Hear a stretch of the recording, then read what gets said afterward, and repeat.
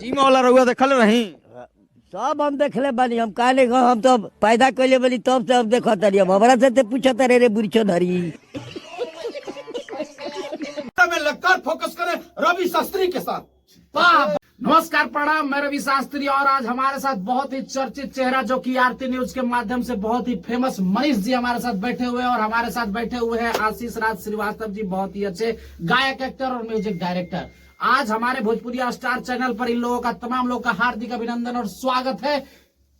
आप मनीष जी हैं और मनीष जी का सबसे ज्यादा वायरल होता है गीत और संगीत के साथ साथ इनका एक से एक डायलॉग। तो मनीष जी हमारे चैनल पर आपका स्वागत है, क्या कहना चाहेंगे? भोजपुरी स्टार को देखने वाला दर्शकों के बहुत बहुत शुक्रिया।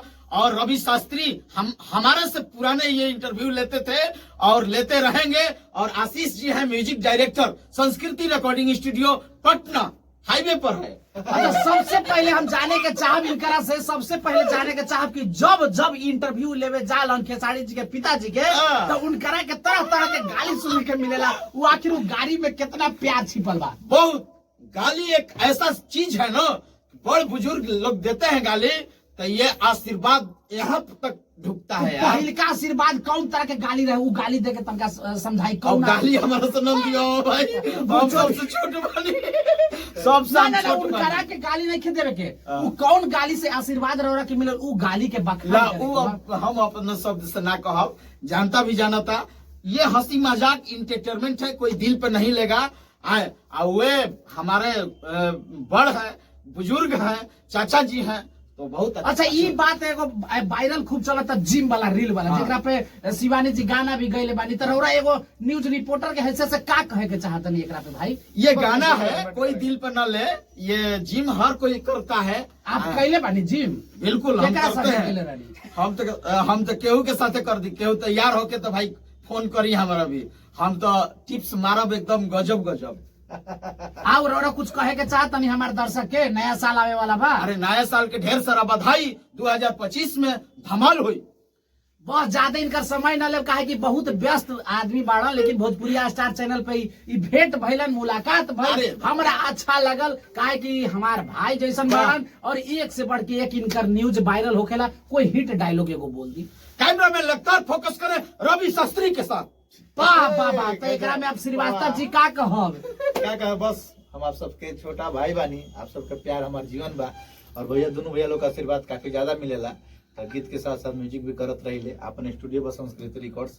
ए पर उम्मीद करब कि आप सब अपन प्यार आशीर्वाद ढेरों सारा हमने के टीम पर खाली म्यूजिक के ना करले, कंपोजो करले, गानो लिख लेवेले, शूटिंगो कर लेवेले, प्रमोटो अपने से बेचारे करले। बहुत अच्छा इंसान है।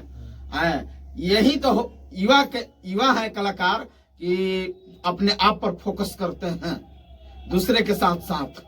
हाँ, ये होके के चाहिए। कहे कि समाज में लोग अकेले चले वाला सिद्धांत अपनाते हैं, लेकिन मिलजुल कर चलना कोई पसंद नहीं करते। कोई नीचे है तो कोई ऊपर है, उसको बैलेंस में लाकर बीच में करिए इनको जैसा। अपना गाना खराब हो जाए लेकिन दूसरे को गाना खराब नहीं करते हैं। ये इनके लिए बधाई है कि मेरा भी म्यूजिक बहुत जबरदस्त किए हैं। हमसे कोई डीलिंग नहीं है, लेकिन भाईचारा ये अपने मूड में बजाए हैं। ये नहीं सोचे हैं कि क्या कर रहे हैं क्या नहीं कर रहे हैं। म्यूजिक मेरा अच्छा। अच्छा, अगला हेलीकॉप्टर का शूटिंग का इंतजार लोग पब्लिक कर रहे हैं, कब तक आएगा? फाइटर प्लेन से अगला शूटिंग होने वाला है, कब तक दर्शकों को देखने को मिलेगा? रफाइल होगा। देशभक्ति गीत रहे, देशभक्ति गीत, यानी कि 26 जनवरी पे आप अंदाजा लगा सकते हैं। डेट लिमिट ना हो। अच्छा, डेट अभी लिमिट नहीं है। ये खैर हमारे न्यूज चैनल के माध्यम से एक बड़ा खुलासा हुआ है, ये ब्रेकिंग न्यूज है दोस्तों। और आप देख रहे हैं आरती न्यूज के बहुत ही बढ़िया मजबूत रिपोर्टर, बम बारूद रिपोर्टर, जिनकी आवाज पूरे बिहार, यूपी, हिंदुस्तान में गूंजी है।